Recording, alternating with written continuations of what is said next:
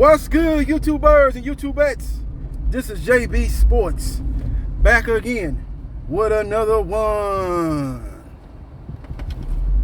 Rising young star in the welterweight division, Conor Benn, son of the legendary UK boxer Nigel Benn. So he has a boxing pedigree, has a boxing bloodline. Well, he's gonna face his stiffest test to date when he takes on rough and rugged and upset-minded Adrian Granados.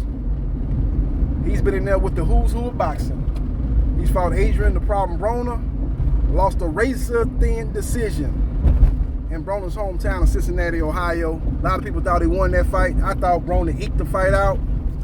He also took on Sean Showtime Porter. A lot of people thought Porter was going to go through him like a hot knife through butter. That wasn't the case.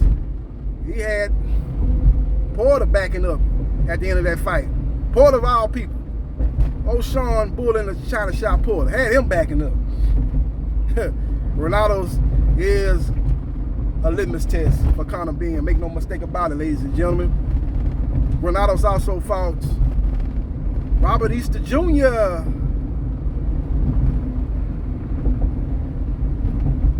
AKA Stick Man with skills. That boy skinny as hell, but he got skills, man. Very long. Got power too. That be the fighters that do have that power. Be them real skinny dudes. Remember Mark Breland? Mark Breland didn't have no power though, but he was skinny as hell too. But look at Deontay Wilder. He's a skinny guy, but he's got power. He's got the best KO ratio in the history of boxing, Deontay Wilder. Probably the hardest puncher in the history of boxing. So somehow those guys that are skinny are able to generate a lot of power. Robert Easter Jr. had,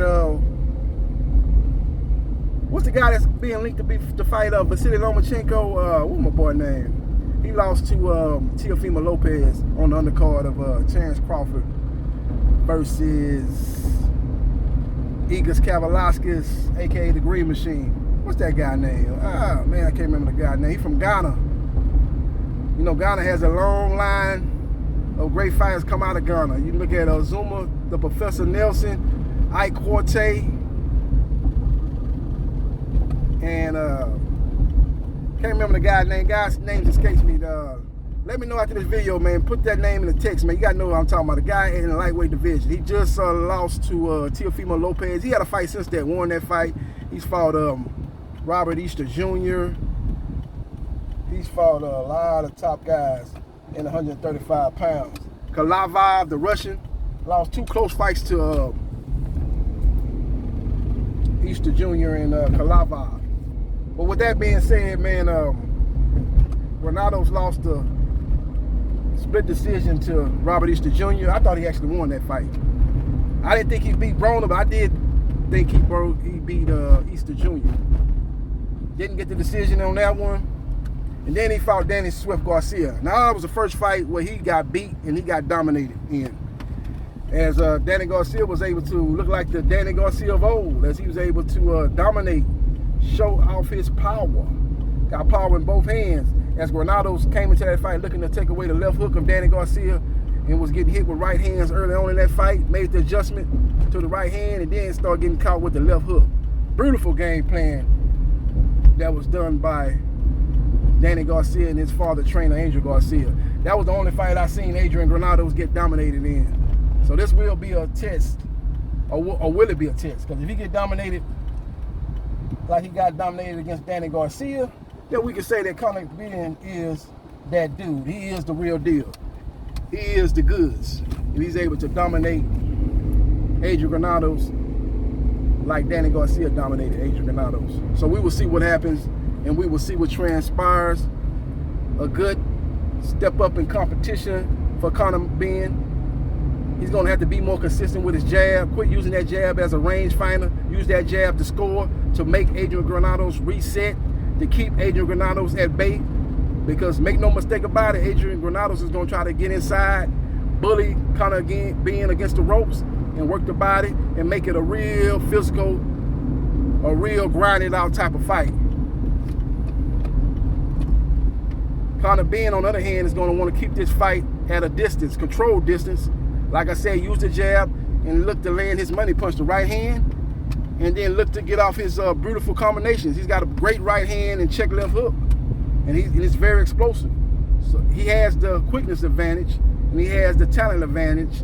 He's a guy with fast twitch muscle, and he's a guy that, in my opinion, relies more on athleticism than technical ability or technical skill. But he's a young fighter, and that's going to pay dividends, man. Roy Jones wasn't the most technical fighter either, but he was able to win his fights because he was so fast, had power in both hands, and so athletic. His reflexes were second to none. And I believe Conor Benn is a similar fighter. I'm not saying he's on the level of a young Roy Jones Jr., but he's a guy that relies on athleticism, speed, and quickness. Now, as he gets older, he's going to develop more of the technical side of boxing if he wants to be a fighter that fights in his late 30s. But right now, we don't need to worry about that. The guy's, 24 years old? So he got a long time to be in his prime. And he's got at least 10 years in his prime. So he's a guy that's going to be looking to make some noise in the welterweight division. This is his first step-up test. And again, he's going to have to control distance in this fight. Make no mistake about it.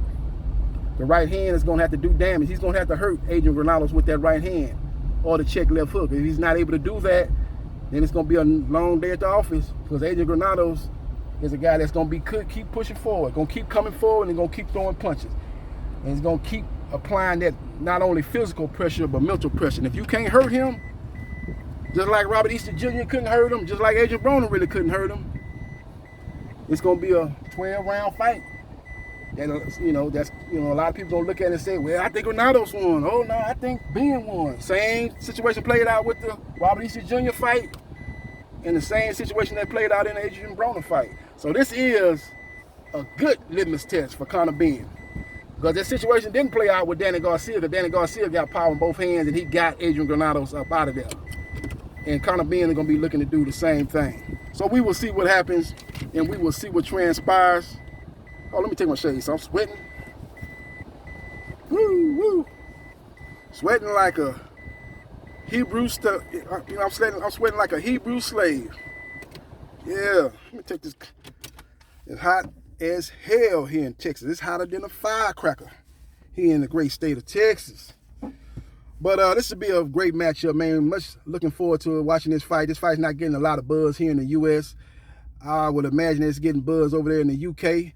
I wonder why this fight is not a main event fight. Now, it was originally scheduled to take place a couple of months ago, but Conor Benn had COVID-19, so they had to push the fight back, and it ended up on the undercard of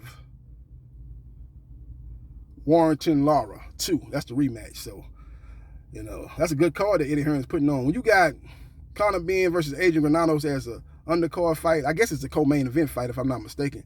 Even as a co-main event fight, it's either a mistake by the promoter not making it a main event fight, or your card is overall a strong card, and your main event must be great. But their main event is solid. I wouldn't say Lara Warrington is a bad main event, but if I was Eddie, I would have definitely put Conor Benn and Adrian Granados as the main event. And I'd have put Warrington and Lara too. I'd have put that as the co-main event. Those are little guys. The welterweight division is the heavyweight of the lower weights. It is the #1 division in the weight classes involving 147 pounds or below. The heavyweight division carries the boxing as a whole, but what carries the lower weights are the welterweight division. That's why you see a lot of those guys that fight at the lower weights, their ultimate goal is to get to the welterweight division. You even heard Gervonta Tank Davis say one of his goals is to capture a belt in the welterweight division. So we will see what happens, and we will see what transpires. I'm looking for Conor Benn to stop Adrian Granados in the 7th round. I think the fight is going to be very exciting. I think Adrian Granados will have his moments, but I just think the skill level, not so much the skill level, but he's just a guy that's more explosive and has faster hands. And I think that will ultimately make Granados not make it to the last bell. I think he gets stops in the 7th round. I look at the right hands that he was constantly getting hit by in the Danny Garcia fight. I see him getting hit by those same right hands in a more dominating fashion, because those right hands going to be coming at a faster pace, and they're going to be coming at a more ferocious pace, and they're going to be coming at a point where Adrian Granados is going to be looking to let his hands go, and he might not see one of those right hands coming. He ought to see them right hands coming. I know that got to be what him and his trainer going into this fight trying to take away. We got to take away his right hand. They did that actually in the Danny Garcia fight. They took away his left hook early on in that fight, but Danny Garcia showed them that, hey, I ain't no one-handed fighter. You must, I know everybody talk about my left hook like that's the only thing I bring to the table, but I have a right hand too. And he was able to catch Adrian Granados early in that fight with some straight right hands, and he hurt Adrian Granados multiple times with that right hand. Granados made the adjustment, took the right hand away, and now you're going to his number one punch, the left hook, what you was looking to take away going into that fight. And that's going to be the same thing that I think Granados is going to do in this fight. I think he's going to try to take away the right hand of Conor Benn, but Conor Benn has a great left hook. He's a great combination puncher, great two-punch combination fighter. It's very explosive, very fast. He has fast twitch muscles. His hand speed is second to none. I'm trying to think of anybody on his level as far as hand speed in the welterweight division. Probably the only person I can put up there is Jerome Boots-Ennis as far as just pure hand speed. He's got faster hands than Errol Spence Jr. He's not better than Errol Spence right now, but his hands is faster than Errol Spence Jr. And I say he's on the level, he's just as fast as Terrence Crawford. Might even have a slight edge over Terrence Crawford, but Terrence Crawford is fast enough, and he's got the time, and he's got the boxing IQ. He's not nearby ready for him. But I'm just letting you know his hand speed is second to none, Conor Benn.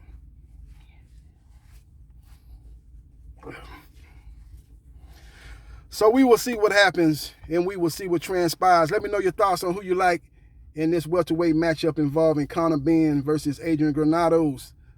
Let me know who you like and what round you think they're winning in, or do it go to the judges' scorecards. Let me know who you like going down in Leeds in the UK, and we will see what ultimately happens in this particular matchup. Is Conor Benn the real deal, or is he another UK hype job? We're going to find out. This fight is going to go a long way in letting us know if he is the real deal. If you're asking me right now, I believe he is the real deal. I believe he will be one of the top fighters in the welterweight division in the next 2-3 years, along with Jerome Boots-Ennis and Virgil Ortiz Jr. I probably put him a half a step up under those two guys, but with his hand speed and his power, he will be a live dog against any one of those two guys. So let me know your thoughts about who you like in this particular matchup, and subscribe to JB Sports, the man, the myth, the legend, and I'll holla.